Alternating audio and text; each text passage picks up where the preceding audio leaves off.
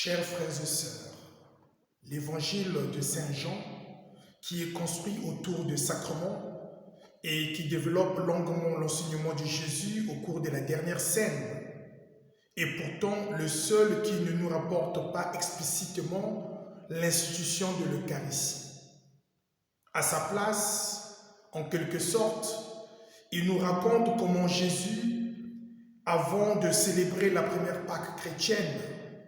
a voulu, pleinement conscient de la souveraineté qu'il tenait du Père, remplir l'office du dernier des esclaves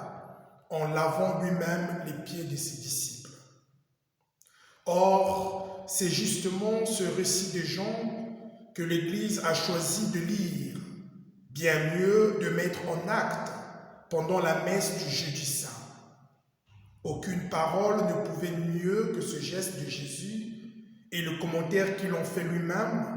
mettre en lumière le lien entre les trois grands mystères que nous célébrons aujourd'hui et qu'il ne faut jamais séparer, à savoir l'Eucharistie, la charité fraternelle et le sacerdoce chrétien. L'Eucharistie, c'est le don que nous fait de lui-même notre Dieu incarné qui veut demeurer toujours au milieu de nous. Dans l'Eucharistie, Jésus nous donne sa présence cachée et silencieuse, sous les apparences les plus humbles, pour permettre à tous les siens, surtout les plus pauvres, de vivre un cœur à cœur avec lui dans l'adoration de son Père. Cette présence réelle, il nous la donne par son sacrifice, un sacrifice qui n'est pas seulement rituel, mais bien réel, le sacrifice de la croix, rendu présent chaque jour sur l'autel. Et dans ce sacrifice, il se donne à nous comme une nourriture et un viatique pour que, dès maintenant, nous puissions commencer avec lui la vie éternelle. Cette présence réelle au milieu de nous du Fils de Dieu incarné dans l'acte du plus grand amour exige entre nous des rapports de fraternité, comme l'affirme le pape François dans Fratelli Tutti,